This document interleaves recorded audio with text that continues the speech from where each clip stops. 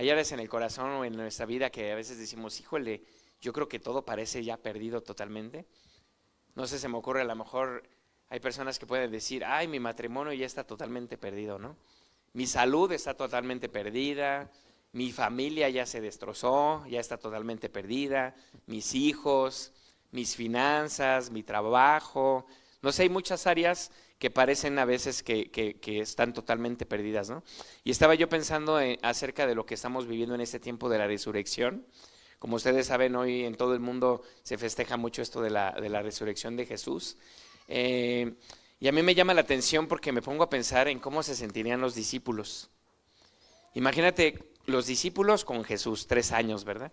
Jesús los escoge, los llama a caminar con ellos ven a Jesús haciendo milagros, haciendo señales, maravillas, y llega un punto donde Jesús es crucificado y se puede decir ahí parece todo perdido, ¿no? ¿Cómo se habrán sentido los discípulos ahí? Imagínate, Jesús les hablaba de un reino, Jesús les había dicho que él iba a venir a reinar. Ellos a veces espiritualmente no entendían muchas cosas y ellos decían, no, pues a lo mejor va a traer un reino, nos va a dar por ahí un huesito, ¿no? Vamos a estar ahí con él gobernando, vamos a estar ahí posicionados. Y ellos tenían como mucha esperanza en todo lo que Jesús les enseñaba, pero el día que muere, imagínense los discípulos, ¿verdad? Como que pues ya se acabó todo, está totalmente muerto, pues ahora yo creo que ya, ¿qué vamos a hacer? Pues hay que regresarnos a la pesca, hay que regresarnos a hacer lo que hacíamos, y pues ya siento que en su corazón había como un huequecito ahí, como diciendo ya todo está perdido. ¿Sí? ¿Sí lo creen o no lo creen? Y llega un momento donde ellos no sabían lo que estaba pasando en ese momento, ¿verdad? Entonces hay áreas donde todo parece perdido, pero donde Dios trae resurrección, donde trae vida, donde trae nueva esperanza. Ahorita a mí me encanta, ahorita que vi a Doña Lau, vamos a dar un aplauso a Dios por la vida de Doña Lau. Tenemos 3 semanas del encuentro y hace 3 semanas, como muchos de ustedes ya saben, porque estuvimos orando por ella, le dio un derrame cerebral, ¿verdad? La verdad no era para que estuviera aquí. Ayer llegó a la tarde de adoración, estábamos aquí con ella adorando y todos muy gozosos porque decimos eso es, la verdad los doctores están sorprendidos, no sé si, a lo mejor el señor Héctor que me pueda explicar un poquito o alguien de su familia, no la voy a pasar a Doña Lau para que no se ponga nerviosa y ese tipo de cosas. O a ver tú Héctorcito, tú Héctor Junior, ven, dale el bebé a tu papá. Bueno, ven para que nos platiques un poquito de cómo lo viviste tú y qué pasó. Ya lo agarré a quemarropa. Siempre a quemarropa saben mejor las cosas, ¿verdad? O sea, la verdad nosotros la vemos aquí, pueden decir, pues ahí está Doña Lau, ¿no? Pero no sabemos el trasfondo de lo que ella vivió y cómo llegó un momento donde todo parecía perdido. ¿Están de acuerdo? Sí. A ver. Gracias, pastor. Sí, pues fue justo el último día del encuentro. Yo no estaba aquí, me hablaron mis hermanas. Y fue pues ya llegar al hospital y no saber exactamente qué le había pasado a mi mamá, ¿no? Fue pasar toda esa noche y hasta el otro día nos explicaron que había sido un derrame, ¿no? Y pensábamos por qué sucedió, de dónde nace esta parte del derrame. Y bueno, pues a lo mejor no sabemos el por qué exactamente, pensamos que fue también un poco espiritual por el tipo de pues ambiente que había fue el día sábado. Y el día domingo fue el día más difícil porque sabíamos ya una tomografía que había sangre en el cerebro, sabemos lo que puede suceder después de esto. Veíamos a mi mamá y pues como que un poquito oída, como que, o sea, estable, pero raro, ¿no? No sabía todavía yo cómo interpretar todo esto. Y pues fue difícil ese día, ya el día domingo, decidir si la dejábamos en el hospital, si la sacábamos a otro hospital. No había forma de hacer otra tomografía para saber si iba evolucionando bien o positivamente o negativamente, ¿no? Entonces fue que decidimos pues creerle a Dios, creer en que Él puede sanarla en cualquier hospital, ya sea en el ISSSTE donde estaba o en el centro médico. Fue mucho eso la plática con mis hermanas y mi papá ese día domingo, el decidir como familia qué queríamos hacer, si llevarla a un mejor hospital donde hubiera tomografías, medicamentos, porque en ese hospital no le estaban dando nada más que paracetamol, ¿no, mami? Solamente paracetamol, y se nos hacía increíble que ella siguiera ahí y que estuviera bien, estable, solamente suministrándole eso, sin tomografías de saber cómo iba evolucionando. y la fe de mi mamá también fue la que nos mantuvo a nosotros como familia unidos y en un mismo sentir y diciendo, ¿sabes qué? Mi mamá está confiada en que Dios la está sanando, porque nos decía ella, hijos, es que si no hay tomografías aquí, si todavía no me la hacen, es porque Dios me está sanando, Dios me está limpiando toda esa sangre del cerebro y hay que esperar, ¿no? Entonces, ya cuando mis hermanas estaban un poquito ahí tensas de qué decidir, les dije, es que mi mamá está muy confiada en que Dios ya le dijo que la está sanando, ¿no?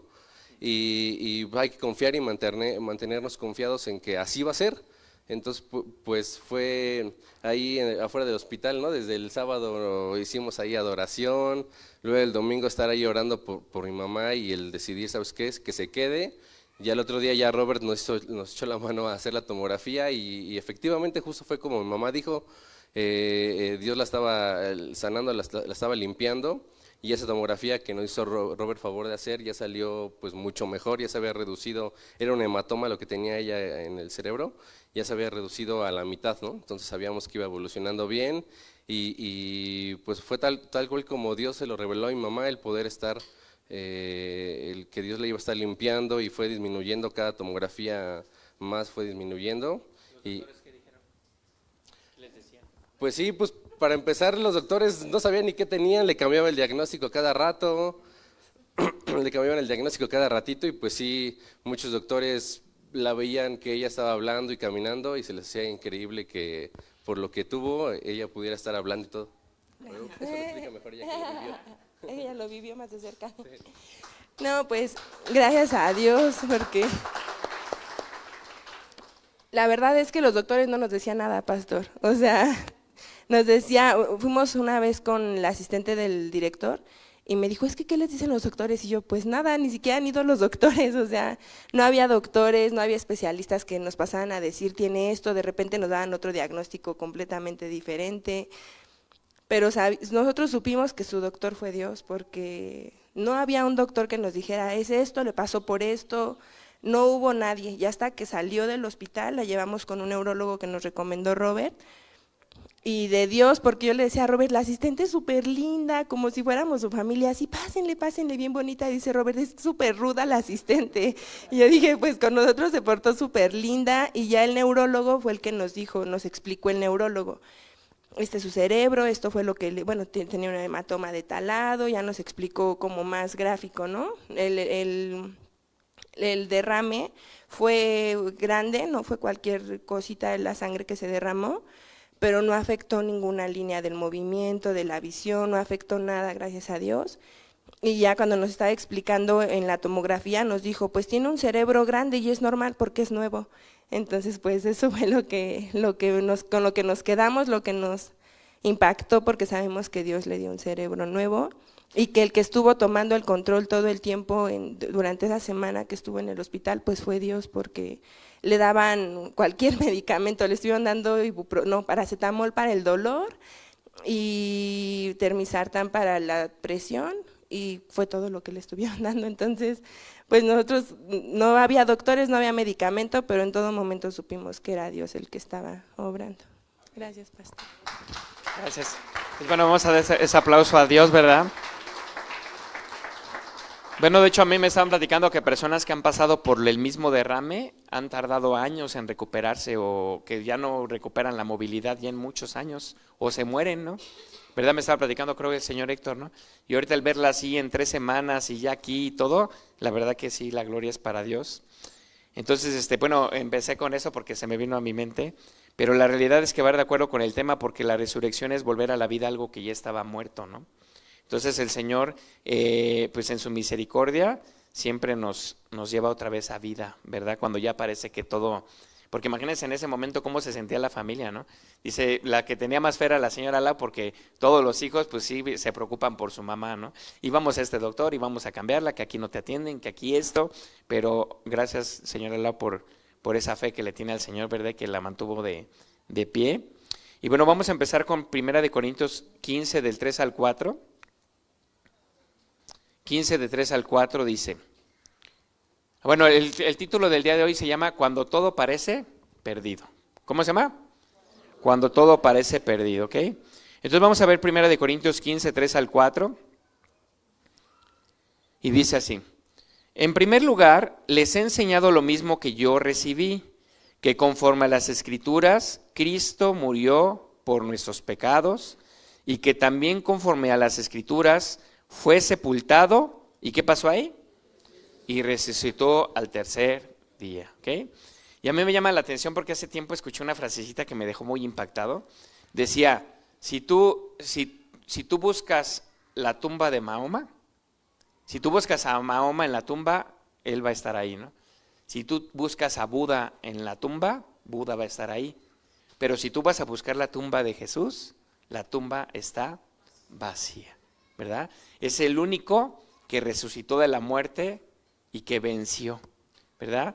Yo me acuerdo cuando estudiaba antes, llegué a estudiar gnosis, metafísica y todas esas cosas, y yo luego les preguntaba, oye, pero ¿quién es Jesús?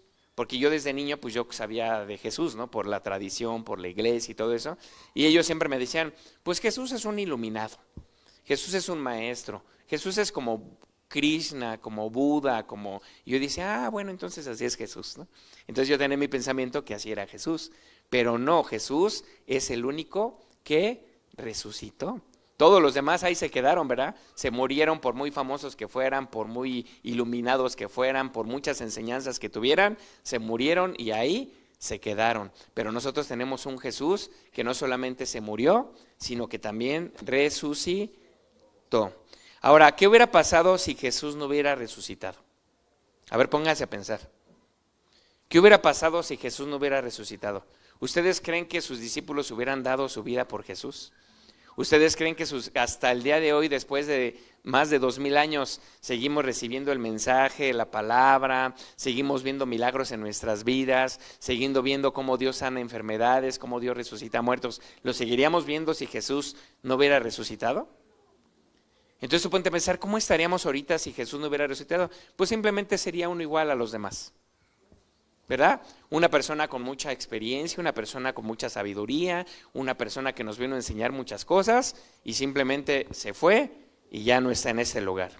Dice aquí, miren, 1 Corintios 15:17, dice, y si Cristo no resucitó, de nada sirve que ustedes crean en Él.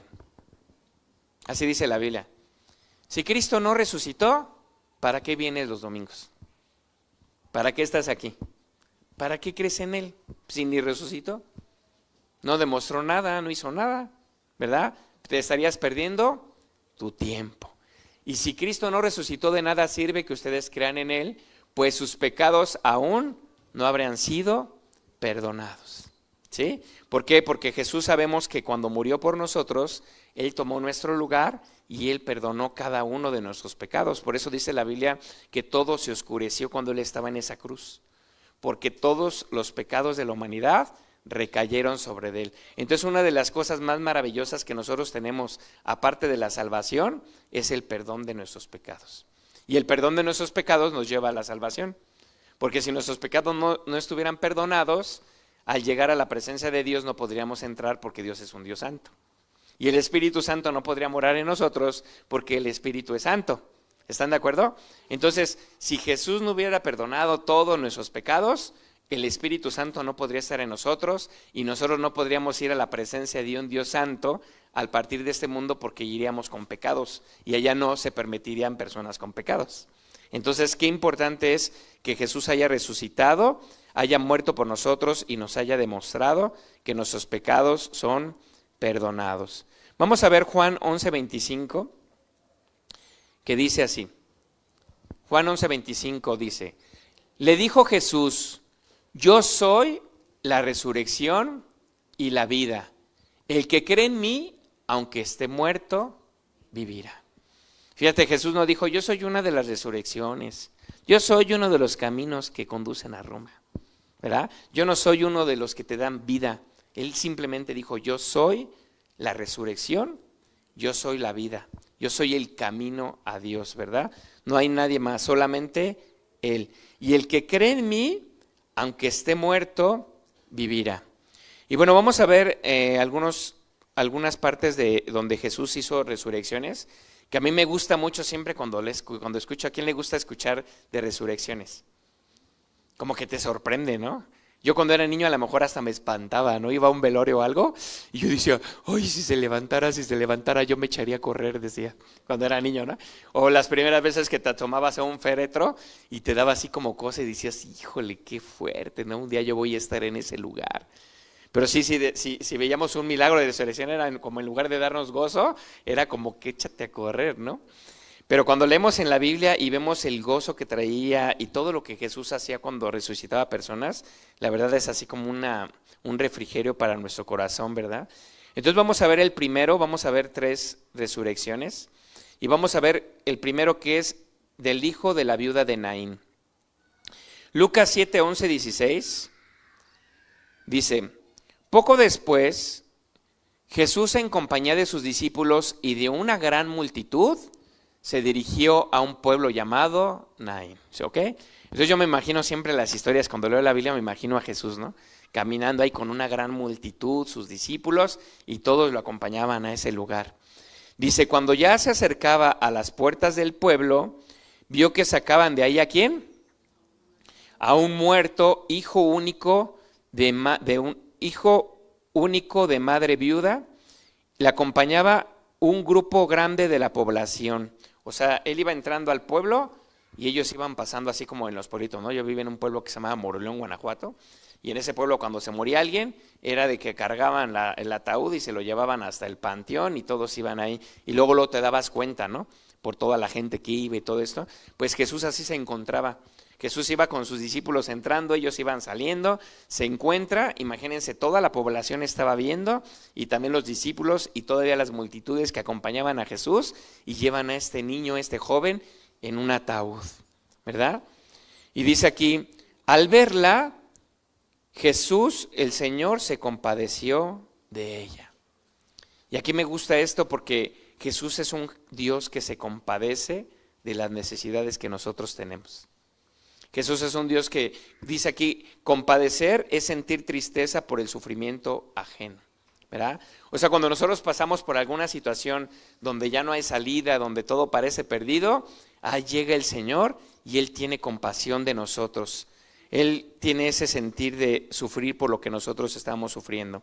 De hecho, la palabra dice, ¿verdad?, que Él llora con los que lloran y ríe con los que ríen. Entonces aquí dice, y le dijo, no llores.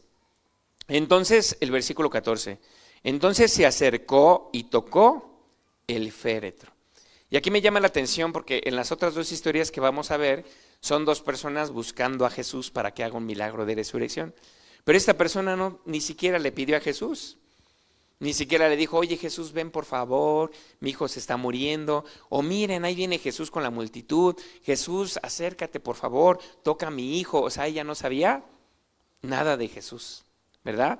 Pero Jesús en su amor y en su bondad fue el que se acercó a la necesidad que ella tenía. Esto a mí me habla de que a veces nosotros buscamos a Dios y hace milagros, pero a veces Dios los hace simplemente porque Él nos ama y porque Él tiene cuidado de nosotros. A veces aunque no se lo pidamos, Él obra en nosotros. Y aquí dice, se acercó y ¿qué hizo? Y tocó el féretro. Y a mí me llama la atención porque cuando tú lees el Antiguo Testamento, en el Antiguo Testamento habla de que cuando una persona tocaba a un muerto quedaba impura por cierto tiempo, ¿se acuerdan? Se tenía que bañar, tenía que hacer ritos de purificación y quedaba impura durante tanto tiempo por haber tocado a un muerto. Y Jesús no. Jesús, en lugar de alejarse de lo que estaba muerto, se acercaba al muerto y cuando lo tocó, dice la palabra de Dios, los que lo llevaban se detuvieron. Y Jesús dijo, joven, te ordeno que te levantes. Imagínense aquí a Jesús, ¿eh? Tocando al muerto y diciéndole, yo te ordeno que te levantes. Dice el versículo 15, el muerto se incorporó y comenzó a hablar y Jesús se lo entregó a su madre.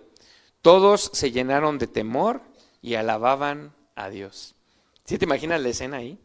Jesús tocando al muerto, levantándose el niño, todos los que iban ahí empezaron a adorar a Dios. Y yo no sé de qué religión eras, de dónde eres, pero de que estás viendo un milagro, lo estás viendo, y tu reacción siempre es alabar a Dios, porque solamente Jesús puede hacer ese tipo de milagros, ¿verdad? El siguiente que a mí me encanta, del que vamos a hablar, lo vamos a ver brevemente. es la resurrección de Lázaro. ¿Sí se acuerdan quién era Lázaro? Lázaro era un amigo de Jesús, ¿verdad? Y tenía una hermana que se llamaba Marta y María. Y Jesús cuando predicaba, cuando iba a ciertos lugares, pasaba por su casa y él se quedaba con ellos. Y dice que llegó una ocasión donde le mandaron avisar a Jesús que su amigo estaba muy enfermo. Y dice la palabra de Dios que Jesús se esperó 2 días, estuvo esperándose 2 días para poder ir con Lázaro. Y cuando llega con Lázaro, ¿cuántos días tenía de muerto? Fíjense, tenía 4, porque estaba enfermo, duró 2 días, pero a mí me impacta eso porque Jesús no fue inmediatamente, ¿verdad? Jesús esperó 2 días más y no era porque no amara a Lázaro, sino porque él sabía el momento exacto en el que él iba a hacer que ocurriera el milagro, ¿verdad? Dice aquí, conmovido una vez más, fíjense, otra vez se conmovió. De hecho, hay una parte en la Biblia donde es el versículo más pequeño de la Biblia que es Jesús lloró, ¿verdad? Y cuando llegó la hermana, cuando llegó, estaba Lázaro, se había muerto, dice la Biblia, y Jesús lloró. Entonces, aquí conmovido una vez más, Jesús se acercó al sepulcro. Otra vez, miren, se acercó al sepulcro. Era una cueva cuya entrada estaba tapada con una piedra. Quiten la piedra, ordenó Jesús. Marta, la hermana del difunto, objetó, Señor, ya debe de oler mal, pues lleva 4 días ahí. A mí me llama la atención porque yo le decía a Dios, ¿cómo qué significaría como quitar la piedra? O sea, como que ya el milagro ya estaba declarado que iba a hacerse, ¿no? En la vida de Lázaro. Pero Jesús les dijo, quiten la piedra. O sea, como que quiten lo que estorbaría que se viera el milagro. Y aquí la piedra para mí podría ser como el razonamiento, ¿no? Como el cómo va a suceder. O sea, como que cuando una persona razona las cosas, como que el milagro se queda tapado. O sea, puede suceder, pero no va a manifestarse, ¿verdad? Entonces aquí quiten la piedra, ¿no? Como que quiten la duda, quiten el razonamiento, quita el cómo puede suceder. Porque cuántas veces pensamos, no, Señor, pero es que cómo va a suceder que yo sea sanado. Como decía, ¿no? A lo mejor es que la llevamos a un hospital, guau, y al centro médico y gastamos tanto y sana, entonces no, pues es que el centro médico es ¿no? Y Dios a veces no lo permite. Dice, no, hasta las voy a poner todo acomodadito de que no tengan para llevarla. ¿Para qué? Para que vean que yo soy el que hace la obra. Yo soy, como decían, es que los médicos no me dijeron nada, los médicos no nos ayudaban en nada. Pues Jesús mismo permitió que los médicos no ayudaran en nada para que los ojos de doña Lau estuvieran puestos en Jesús solamente. Porque si no hubieras dicho, no, es que llegó un médico, y luego todavía llegó una que era la gruñona, ¿no? Y dijo Robert, no, pero esa es bien gruñona. Bueno, pues Dios la hizo así, pero Dios la cambió con ustedes, pero para que no dijeran, es que fue la gruñona, porque todos la conocen que ella no fue. ¿Sí se dan cuenta? Entonces muchas veces cuando Dios hace un milagro, no nos va a dejar que le demos la gloria a otra persona u otra situación. Es que no, es que esa persona me consiguió el trabajo, es que esa persona fue la que me ascendió, es que esa persona, y Dios te dice, no, yo permití que estuviera todo imposible, que estuviera muerto todo, que pareciera que no hay nada, para que tú vieras que simplemente fui yo. Imagínense, Jesús tarda 4 días, ¿verdad? Tardó 6 días, ¿no? Se esperó 2, llega al 4.º día y Jesús diciendo, bueno, es que todavía sí, imagínense si Jesús hubiera llegado media hora después de que Lázaro hubiera muerto. A ver, ¿qué hubiera pasado? Hubiera sido tan poderoso el milagro, media hora después de que hubiera muerto Lázaro, a 4 días después. No sé si tú has ido a un funeral, pero yo cuando he ido a funerales a veces cuando mueren por accidente o algo que tardan un poco en prepararlos, nada más con un día que tarden, te llega un olor tan horrible. ¿Sí? ¿Sí les ha pasado? Ahora imagínate cómo sería el olor de 4 días de muerto. Cuando quitaron esa piedra, yo creo que todos así, ¡ay, no inventes! ¿Verdad? Huele horrible. Pero Jesús mismo lo hizo así, Jesús mismo se quiso esperar 2 días porque la gloria iba a ser cada vez mayor. Por eso aquí la hermana del difunto le dijo, Señor, ya debe de oler mal, pues lleva 4 días ahí. Y tú puedes decir, híjole, pues es que yo ya llevo 40 días, yo ya llevo 2 meses, yo ya llevo 1 año, Señor, esto sí ya huele más mal todavía. Ya mi matrimonio lleva tanto, ya mis hijos llevan desviados tanto, ya la situación económica ya no lleva tanto, Señor, esto ya hiede, ¿no? A lo mejor hubiera pasado rápido, estaba bien, un milagro, pero ¿por qué está tardando tanto? Y fíjense lo que le contesta Jesús a esta mujer. Mira, fíjense, y dice aquí, Marta, la hermana del difunto, objetó, Señor, ya debe doler. O sea, Marta representa una persona que estaba afanada, pero no estaba con Jesús. ¿Por qué no fue María? ¿Se acuerdan ustedes de la historia de Marta y María? Dice que estaban en una, que de hecho en el devocional de esta semana lo vamos a leer, y dice que estaba Marta y que estaba María ahí en su casa y que María estaba a los pies de Jesús, ¿se acuerdan? Y Marta estaba, ¿qué estaba haciendo? Estaba afanada y turbada, estaba con los trastes, estaba con la casa, estaba Jesús está aquí, apúrenle, Jesús, la comida, o sea, en lugar de disfrutar la presencia de Jesús en su casa, estaba afanada tratando de servirlo y de estar como quedando bien con Jesús. Y dice la Biblia que María le dijo Marta a Jesús, Jesús, que no tienes cuidado, mira, esta mujer no hace nada, yo estoy aquí. Y Jesús le dice, Marta, Marta, Marta, afanada y turbada estás con tantos quehaceres, pero esta mujer ha escogido la mejor parte. O sea, María tenía el corazón de Jesús, pero Marta era una mujer que no confiaba en Jesús. Estaba afanada por Jesús, estaba afanada sirviendo a Jesús, pero no tenía una comunión íntima con Jesús. Entonces esta mujer le dijo, no, Señor, esta mujer estaba viendo totalmente en lo natural. Lleva 4 días, ya de oler mal, Jesús, ¿verdad? Y dice aquí, fíjense lo que le dice Jesús, en el versículo 40, ¿no te dije que si crees verás la gloria de Dios? Le contestó Jesús. Yo me imagino esta frase, que era una frase que Jesús le decía todo el tiempo a María y a Marta, porque dice que siempre que iba a esa zona pasaba a su casa, platicaba con ellos. Aquí no le está diciendo por primera vez, si quieres verás la gloria de Dios. ¿Qué le está diciendo? No te dije, o sea, Jesús todo el tiempo le decía, pero ella como estaba tan afanada en servirle, tan afanada todo el tiempo, no recibía la palabra que Jesús le había hablado a su corazón. Y aquí Jesús solamente le recuerda lo mismo, ¿verdad? No te dije que si crees verás la gloria de Dios, le contestó. Entonces, versículo 41, entonces quitaron la piedra. Jesús alzando la vista dijo, Padre, te doy gracias porque me has escuchado. Ya sabía yo que siempre me escuchas, pero lo dije por la gente que está aquí presente para que crean que tú me enviaste. Dicho esto, gritó con todas sus fuerzas, Lázaro, sal fuera, ¿verdad? ¿Y qué pasó ahí? El muerto salió con vendas en las manos y en los pies y el rostro cubierto con un sudario. Quítenle las vendas y déjenle que se vaya, les dijo Jesús.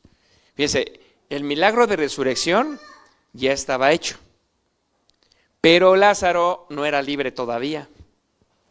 ¿Sí se dan cuenta? O sea, nosotros llegamos a la iglesia, le entregamos nuestro corazón a Jesús y el milagro de resurrección ocurre inmediatamente en nuestro corazón. Vamos a nuestro encuentro, el Señor resucita muchas cosas que hay en nuestro corazón, pero después, ¿qué dice? Quítele las vendas.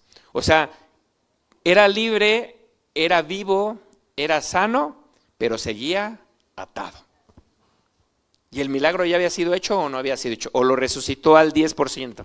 Vamos a resucitarlo un 10, un 20, un 30. Y entre más se acerque, lo vamos resucitando más. No, desde el momento que tuvo ese encuentro con Jesús, desde el momento que Jesús declaró la palabra, este hombre quedó resucitado 100%, pero seguía con vendas. Entonces, obviamente caminaba, pues tenía las vendas, pues caminaba, no podía caminar bien, ¿no? Entonces pasa lo mismo con nosotros.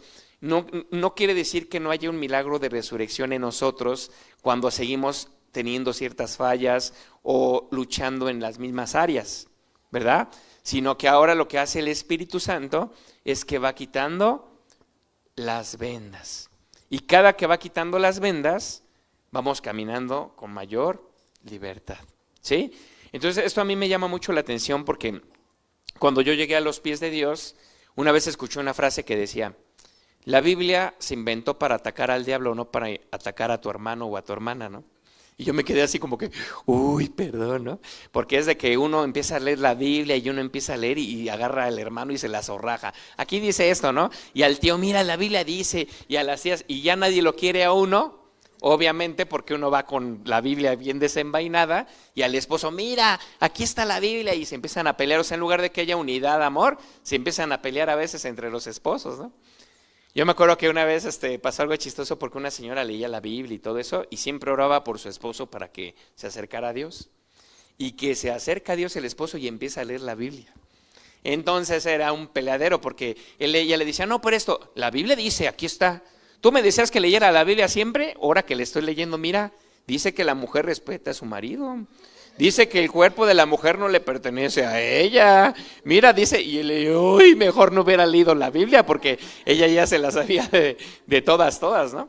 Entonces, ¿a qué voy con esto? De que Dios es el que quita las vendas, no una persona en sí. Yo me recordaba así como de esas películas mexicanas de hace muchos años, de cuando, por ejemplo, que era una persona ciega y la operaban, la sanaban, y le quitaban las vendas rápido y esa persona al ver la luz se lastimaba y se volvía a cerrar. No quería como ver, ¿no? Entonces yo eso como que lo relacionaba mucho a cuando una persona llega nueva a los pies de Dios y tú quieres abrirle los ojos o quieres quitarle las vendas, pero no en el tacto o en el momento, ¿no? O sea, como cuando tú le entregas tu corazón a Dios y tú te metes con el Espíritu Santo. El Espíritu Santo es el que te va a ir quitando las vendas de muchas cosas, pero no es una persona humanamente, es el Espíritu Santo. Y yo me imagino al Espíritu Santo así como con tanto amor, como que ya te operó Dios, ya te sanó, pero hay vendas, pero si ves la luz, mucha luz, te puedes bloquear. Entonces el Espíritu Santo te va quitando una venda, ¿verdad? Vas avanzando, vas conociendo la palabra, vas viendo los domingos, Universidad de la Vida, te vas acercando a Dios, capacitación, y entonces el Espíritu Santo a veces a través de las personas nos va quitando las vendas, pero el que te la quita no somos nosotros, es el Espíritu Santo. Entonces aquí Jesús les da la orden, quítenle las vendas, ya está el milagro, ya está resucitado, ya todo, pero ahora tienen que quitarle las vendas, ¿ok? Entonces es importante que nosotros oremos así, ¿verdad? Espíritu Santo, ya diste libertad, ya resucitaste mi corazón. Desde que tú le entregas tu corazón a Jesús, Jesús ya hizo un milagro de resurrección. Pero ¿qué tienes que hacer? Espíritu Santo, ayúdame a quitar las vendas que todavía no me dejan ver o caminar con libertad, ¿ok? Y vamos a ver el último, que es la resurrección de la hija de Jairo. ¿Sí se acuerdan de esa resurrección? Que llega un hombre a buscar a Jesús, Jesús, es que mi hija ha muerto y todo esto, y está este cuate así bien, vámonos, ¿no? Y de repente llega la mujer con flujo de sangre y este cuate, ¿para qué hora llegó esta mujer, no? Yo con tanta prisa, yo lo veo así, ¿no? Llega esta mujer, 12 años enferma, flujo de sangre, toca el manto de Jesús, Jesús dice, ¿quién me tocó? Y la gente los apretujaba, pero imagínense ¿cómo se sentía Jairo ahí? Yo creo que Jairo decía, ya, se va a morir, está enferma, ¿verdad? Está mal, ya Jesús, sánala, ya está a punto de morirse, rápido Jesús, rápido. Y la mujer ahí de flujo de sangre tocando a Jesús, y Jesús ahí, ya, apúrale Jesús. Pero Jesús tenía su tiempo exacto. Dile que está a tu lado, dile, Jesús tiene su tiempo exacto. Yo lo veo tan fácil como un pastelito, ¿no? Si tú sacas el pastel fuera de tiempo, ¿a qué te vas a ver el pastel? ¿Sí les ha pasado? O saca la Maruchan fuera de los 3 minutos y te va a quedar así como tiesa, aguada, no se va a poder disfrutar, no se va a poder comer. Todo tiene su tiempo debajo del cielo, ¿verdad? Dice la Biblia, ¿no? Tiempo de abrazar, tiempo de no abrazar, tiempo de esparcir piedras, pero todo tiene un tiempo exacto. Entonces a los ojos de Jairo, Jesús estaba tardando, ¿verdad? Pero a los ojos de Jesús, él sabía lo que iba a suceder. Entonces dice aquí, todavía estaba hablando Jesús, fíjense, todavía estaba hablando Jesús ahí, seguía ahí platicando, ¿no? Todavía seguía hablando Jesús cuando alguien llegó de la casa de Jairo, el jefe de la sinagoga, para decirle: tu hija ha muerto, no molestes más al maestro.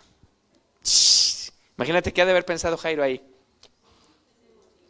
Ay, esta mujer, yo creo que hasta había la mujer de flujo de sangre, le daban ganas de, ay, por tu culpa. Y luego dice, y todavía Jesús estaba platicando. Se quedó platicando. ¿Quién le ha pasado eso con las esposas, los esposos? Que ya te quieres ir, ya tienes un montón de hambre y el esposo o la esposa está platicando. Pero aquí Jairo tenía a su hija a punto de morir, ¿verdad? Entonces imagínate, Jesús dice aquí: tu hija ha muerto, ya no molestes al maestro. Hay como que, yo me imagino el título de la prédica, ¿no? Cuando todo parece perdido. O sea, ¿qué habrá pensado Jairo? Pues ya le dijeron, ¿sabes qué? Ya no molestes al maestro. Pues ya se murió, ¿verdad? Imagínense, pero fíjense lo que le dice Jesús. Al oír esto, el versículo 50 dice: al oír esto, Jesús le dijo a Jairo: no tengas miedo, cree nada más y ella será sanada. No tengas miedo, cree nada más. Dice, la palabra miedo viene en la Biblia 365 veces, una para cada día. O sea, cada que tú te acerques con una necesidad a Jesús, lo primero que te va a decir Jesús, te va a decir: no tengas miedo, cree solamente. O sea, ¿qué área de tu vida parece perdida? Señor, ¿qué me quieres decir, Señor? Siento que esta área de mi vida está perdida. Jesús te va a decir: no tengas miedo, cree solamente. ¿Sí? Cuando llegó a la casa de Jairo, no dejó que entrara nadie con él, excepto Pedro, Juan y Jacobo, y el padre y la madre de la niña. Todos estaban, ¿qué? Llorando, muy afligidos por ella. Dejen de llorar, les dijo Jesús, no está muerta, sino dormida. Esto está bien interesante porque las cosas que nosotros vemos muertas, Jesús las ve dormidas. Las cosas que tú ves que están totalmente muertas, para Jesús es que están dormidas. ¿Ok? Y dice aquí, entonces ellos empezaron a burlarse de él porque sabían que estaba muerta. Pero él la tomó de la mano y le dijo: niña, levántate. Imagínate la autoridad de Jesús, la voz de Jesús. Niña, a ti te digo, levántate. Recobró la vida y al instante se levantó. Jesús mandó darle de comer. Los padres se quedaron ¿cómo? Atónitos, pero él les advirtió que no contaran a nadie lo que había sucedido. Ahí nos podemos preguntar, oye, pero ¿por qué si fue un milagrazo? ¿Por qué Jesús no quería que le platicaran a nadie lo que había sucedido? ¿Por qué? Porque Jesús tenía misiones que cumplir y tenía cosas que hacer. O sea, había veces que le decía, hacía un milagro y decía, di cuéntale a todos lo que hice. Porque era un lugar donde él quería predicar y quería sanar más enfermos y quería estar con ellos. Pero había veces que él les decía, no le cuentes a nadie, porque sabía que se le iba a golpear una multitud. Y Jesús tenía que salir del pueblo porque tenía que ir a otro lugar. ¿Sí? Entonces por eso Jesús a veces les decía testifica y a veces les decía no testifiques porque tengo cosas que hacer. ¿Ok? Bueno, eso es por si nos quedó así como un pensamiento de por qué Jesús a veces pide que lo hagamos y a veces no. Entonces, aquí Jesús nos demuestra que Él vino a traer resurrección, ¿verdad? Y aquí la pregunta es, ¿qué es lo que yo en mi vida necesita una resurrección? ¿Qué áreas de mi vida necesitan resurrección? Y aquí hay claves que yo encuentro de estas tres enseñanzas que vimos, hay claves que yo encuentro que yo creo que nos ayudan a experimentar esa resurrección. El primero es, habla vida. Dice la Biblia que en la lengua está el poder de la vida y de la muerte. ¿Sí sabían? Que en la boca está el poder de dar vida o de dar muerte. De hecho, dice la Biblia que la boca es como un timón de un barco. El pequeño timón que mueve todo un barco, esa es la lengua. Dice que puede incendiar, que es como una pequeña chispa que puede incendiar todo un fuego. Y dice que es como a los caballos. A un caballo se le dirige por la boca, ¿verdad? Hacia donde quieras que se mueva el caballo, le mueves la boca. ¿A poco no? Sí, los que conocen a los caballos, le jalas para acá, le tuerces la boca para un lado y va para ese lado. Le tuerces la boca para el otro y se va para el otro. Y nuestra lengua es lo mismo. O sea, lo que tú hables te dirigirá hacia donde vaya a ir tu vida. Y aquí Jesús, ¿qué habló?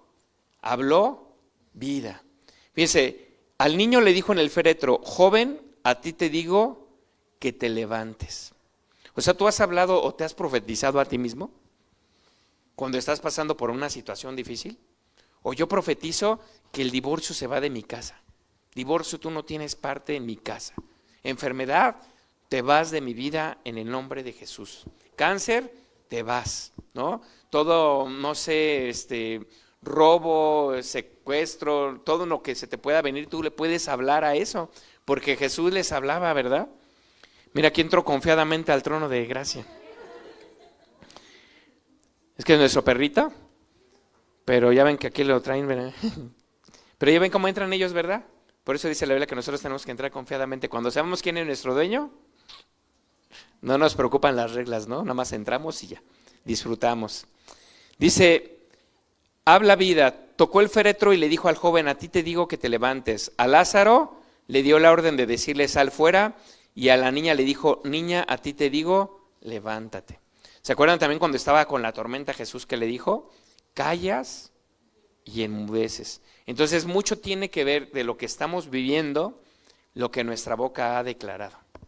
Porque hay un versículo también que dice que nosotros nos atamos con los dichos de nuestra boca. O sea, cuando tú dices, es que me voy a quedar solo, es que me voy a morir joven, es que me voy a quedar sin amigos, es que seguritos son de los que me van a correr en el trabajo, es que sí, yo soy de los seguritos, ya hicieron recorte de personal y yo soy el que sigo. ¿Y qué crees? Que como lo declaraste con tu boca, amén. Y todos los angelitos dicen, amén. ¿No? Tienes que tener mucho cuidado lo que sale. Es que ya nunca voy a encontrar otro trabajo como el que tenía antes.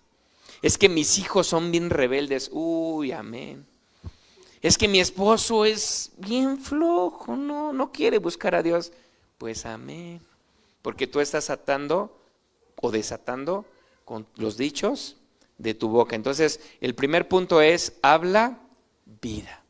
¿Verdad? Señor, lo que voy a hablar en este día es vida. Y dice la Biblia, porque una vez estamos en una clase y decía, la maestra nos estaba hablando de esto, ¿no? De decir vida. Y decía uno, levanta la mano y dice uno, oiga maestra, pero entonces sería decir mentiras. Y la maestra así luego le dice, le saca el versículo y dice, porque diga el débil, fuerte soy. Diga el feo, guapo soy. Bueno, ese no viene en la Biblia, ¿verdad? Pero así, o sea, no es mentir, sino es más bien declarar lo que Jesús ya dijo. O sea, aunque tú estés viviendo lo contrario, tú puedes decir, yo ya soy libre. Y aunque acabes de fallar, aunque acabes de caer, Señor, yo ya soy libre en el nombre de Jesús. Yo ya soy libre porque diga el débil, fuerte soy, ¿sí? Entonces no es mentir, simplemente es hablar vida, ¿verdad? Dice, el otro es, cree en la palabra. Primero es, ¿cuál? Hablar vida, ¿verdad? Que nuestras palabras hablen vida. Estés pasando por lo que estés pasando. Yo me acuerdo que hace tiempo pasó de que la pastora Gloria Salamanca, ella tuvo esclerosis múltiple. Entonces dice que Dios la sanó sobrenaturalmente, pero llegó un tiempo después que le empezaron a dar otra vez los síntomas. Entonces ella habla con el pastor César Castellanos y el pastor César le dice, ni se te ocurra decir con tu boca que está regresando el esclerosis múltiple. Le dijo, lo único que tienes que hacer es echarla afuera y no hacerle caso a los síntomas. Porque si tú dices con tu boca, me está regresando la esclerosis múltiple, va a pasar de que te vas a atar con los dichos de tu boca y es la entrada por donde el enemigo va a volver a obrar en tu corazón y en tu cuerpo. Entonces se dan cuenta, o sea, yo creo que hay que tener mucho cuidado con las cosas que nosotros estamos declarando, ¿no? O nosotros los que tenemos familia en Cristo, es muy padre cuando los niños te dicen, papá, no digas eso. ¿no? Papá, cancelado. Sí, uno dice a veces, ¿no? O a veces, papá, cómprame esto, es que no tengo dinero, ¿no? Y cancelado, cancelado, cancelado, ¿no? Porque no, señor, sí tengo, pero hay necesito un depósito de arriba, pero sí hay. ¿De qué hay? De qué hay, ¿no? Ahí está el dinero nada más, ¿verdad? Hijo, pronto lo vamos a comprar, ¿no? O sea, no digas, no tengo dinero, no digas, es que estamos bien fregados, pues no, menos, ¿no? Es que la situación está bien difícil, hijo. Pues tú solito estás declarando, fíjate, si tú dices que la situación está bien difícil, los angelitos dicen, amén, ¿no? Tenemos que tener cuidado mucho con lo que declaramos, y yo me incluyo porque mi familia me ha ayudado mucho. ¿A quién les han ayudado a su familia? Y más cuando el niño bien chiquito te dice, ¿ah? Bueno, entonces habla vida. Cree, el segundo punto es cree la palabra. Le dijo, a Lázaro le dijo, ¿no te he dicho que si crees verás la gloria de Dios? Y a Jairo le dijo, no temas, cree solamente. ¿No te he dicho que si crees verás la gloria de Dios? Imagínate a Jesús diciéndote eso cuando pasas por alguna necesidad. Que llegue, Señor, es que parece que todo está vencido, tengo muchos problemas, Señor, parece que todo está mal. Y Jesús diciéndote, ¿no te he dicho que si crees verás la gloria de Dios? A mí me encanta eso de Abraham porque, como ustedes saben, Abraham es el padre de la fe. Y hay dos versículos que a mí me gustan mucho, que es Hebreos 11:19. Si me acompañan, Hebreos 11:19. Fíjense, Abraham sabía que Dios tiene el poder ¿para qué? Era el padre de la fe, la persona que, como el guau, ¿no? El padre de la fe, como el líder de la fe, ¿no? Dice, ¿quién lo hizo ser el padre de la fe? Dice, él sabía que Dios tiene el poder para resucitar muertos. Él sabía que Dios tiene el poder para hacer que los muertos vuelvan a vivir. Esa confianza hizo que Abraham no tuviera que matar a su hijo y fue como si Isaac hubiera vuelto a vivir. Ya obviamente ustedes pueden entrar bien en la historia, los que no lean la Biblia, pero pueden entrar en esa historia completa en Hebreos. Pero aquí me llama la atención como dice que él sabía. Si algo sabía Abraham, era que Dios tenía el poder para resucitar muertos. Por eso cuando Dios le dijo, imagínense, Abraham había recibido una promesa de Dios desde hace 30 años y le dijo que él iba a tener hijos y él era estéril y su esposa estéril, imagínense.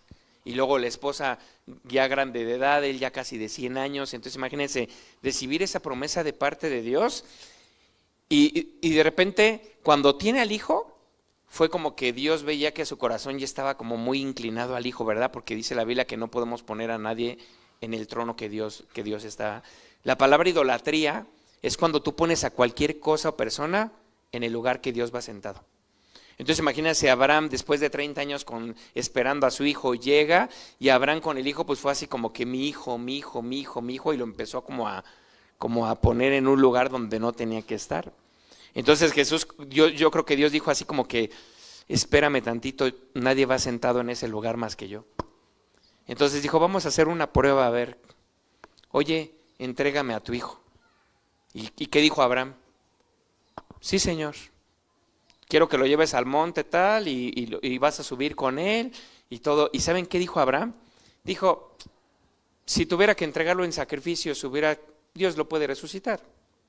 Y con esa confianza de que Dios resucitaba, fue que le agarró la mano de Isaac y llegó hasta arriba.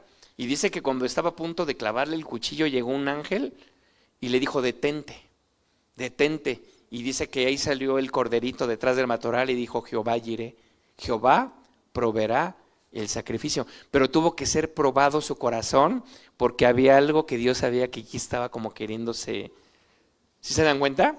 Entonces idolatría tiene que ver con cualquier cosa que ponemos en el lugar que solamente Dios puede estar. Llámese familia, esposa, hijos, dinero, fama, todo lo que podamos tener nosotros que vaya encima de Dios se llama idolatría, ¿ok? Pero esa fe, el saber que Dios podía resucitar, fue esa confianza que hizo él llevar a su hijo Isaac, ¿ok? Romanos 4:17 dice así. Te he confirmado, dice Romanos 4:17. Ay, chis, ya se me. delante de Dios, tal como está escrito, te he confirmado como padre de muchas naciones. Así que Abraham creyó, ¿en quién? Por eso era el padre de la fe, porque él creyó en el Dios que da vida a los muertos y que llama las cosas. ¿Está mintiendo? ¿Dios es mentiroso? Pero llama las cosas que no son. Ahí está la respuesta, ¿no? Diga el débil fuerte soy y llama las cosas que no son como si fueran. Soy sano en el nombre de Jesús, aunque sientas síntomas, aunque los doctores digan lo que digan, tú di soy sano. ¿Por qué? Porque llamo las cosas que no son. Si mi papá llama las cosas que no son como si fueran, yo como su hijo, también voy a llamar las cosas que no son como si fueran. ¿Sí? Ok. Y bueno, el tercer punto es quita la piedra, ¿no? Quita todo eso, ese razonamiento, esa forma de pensar, de decir Dios lo tiene que hacer de este modo, o un angelito va a llegar y va a pasar esto y me va a llegar un cofre de monedas de oro y de ahí voy a comprar el terreno y va a llegar un portafolio que va a estar afuera de mi casa y de ahí va a suceder y luego, o sea, como que nos metemos a veces en tanto razonamiento que no dejamos que el milagro suceda, ¿no? Y aquí tú le puedes preguntar al Espíritu Santo personalmente, ¿no? ¿Cuál es la piedra que está estorbando a que yo pueda ver ese milagro de resurrección en mi vida? Y el Espíritu Santo te puede decir un montón de cosas que sabe que serían esa piedra que a ti te están estorbando, ¿ok? Y bueno, el último punto ya para cerrar, le puse aquí, y si digo la palabra, creo y veo el milagro y no suceda nada, ¿qué hago? A ver, si digo la palabra y me mantengo diciendo la palabra, diciendo vida, ¿verdad? Creo de verdad y veo el milagro, pero no sucede, ¿qué puedo hacer? Y el cuarto punto es el más importante. Mantente creyendo y esperando. Fíjense, dice la palabra de Dios algo que está muy tremendo, porque dice que aún los demonios creen y tiemblan. ¿No se te hacen cómo los demonios creen? O sea, los demonios tienen fe. ¿Creen? ¿Creen? Ellos creen en Dios. Ellos creen en lo que dice la palabra, por eso están tan atormentados, ¿verdad? Pero aquí la cosa es no solamente es creer, sino mantente creyendo en el Señor. Y dice aquí, vamos a cerrar con este versículo, bueno, vamos a ver dos nada más. Romanos 4, 18 al 21. Romanos 4, 18 al 21 dice, contra toda esperanza, Abraham creyó y esperó. ¿Contra toda qué? O sea, ya de tiro es cuando ya parece todo perdido, ¿no? Cuando dices, ya no va a suceder. Imagínense ya casi llegar a los 100 años, la esposa estéril, la esposa de qué edad tenía, él, o sea, ya no veía nada totalmente, pero dice aquí, contra toda esperanza Abraham creyó y esperó, y de este modo llegó a ser padre de muchas naciones, tal como se le había dicho. Así de numerosa será tu descendencia. Fíjense, 19. Su fe no flaqueó, aunque reconocía que su cuerpo estaba, ¿cómo estaba su cuerpo? ¿Cómo estaba su cuerpo de Abraham? Como muerto, ¿no? Pues decía, pues ya 100 años ya, ¿de dónde chato, no? Y está totalmente muerto, ¿no? Dice, pero su fe no flaqueó. O sea, todo el tiempo, esperanza contra esperanza, esperanza contra esperanza, viera lo que viera, sintiera lo que sintiera, viera a su esposa, viera la edad de Sara, viera su matriz estéril. Dice que no solamente veía que él estaba muerto, dice, pues ya tenía unos 100 años. Dice, y que también estaba muerta, ¿quién? O sea, dice, yo tengo 100 y ya está todo muerto. Y volteo y tiene 80 y está también todo muerto y aparte ha sido estéril. O sea que no había nada. No había nada de donde él se pudiera agarrar. ¿Están de acuerdo? Tú me dijeras, bueno, tiene 20 años, tiene 30 años y yo tengo 40, pues el vigor, toda esta cosa. Pero él dijo, yo tengo 100 y ya tiene 80, o sea, ya no hay ni por dónde. Pero cuando yo no hay por dónde, es cuando Dios puede obrar, ¿verdad? Dice, ella también estaba muerta la matriz de Sara. Fíjense lo que dice el versículo 20. Ante la promesa de Dios, no vaciló como un incrédulo. Vacilar es como que a veces sí le creo, a veces no. O sea, si todo está bonito, pues le creo. ¿A quién le cuesta trabajo creer cuando todo está bien?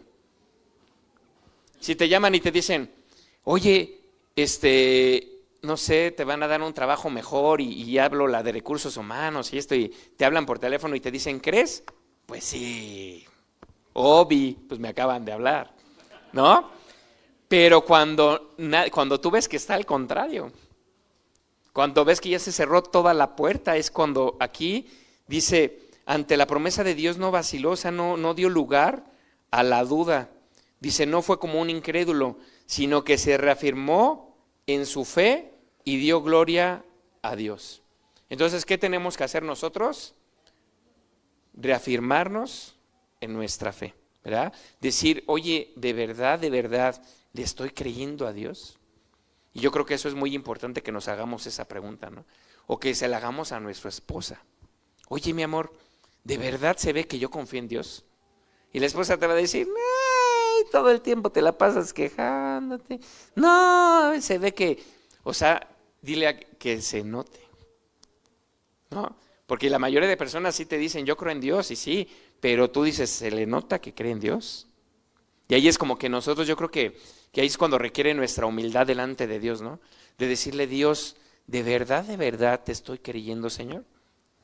¿De verdad, Señor? O dime, Espíritu Santo, si tú sabes que la verdad no te estoy creyendo porque no es mi forma de actuar. No estoy actuando de una forma normal. Estoy con ataques de ansiedad, estoy desesperado, estoy en depresión, estoy deprimido y todo por esto. Entonces, la verdad, tú me estás diciendo que no confío mucho en ti. ¿Sí se dan cuenta?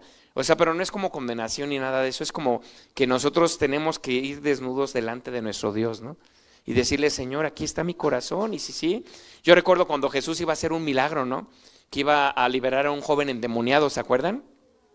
Y que le dice a su hijo, le dice, si tú crees que puedas sanar. Y él dijo, Señor, creo. Y después dijo, pero ayúdame en mi incredulidad. No sé si recuerdan ese versículo. Dice, creo, pero ayúdame en mi incredulidad. Y yo creo que muchos de nosotros así estamos, ¿no? Señor, creo. Ay, Señor, pero ayúdame en mi incredulidad.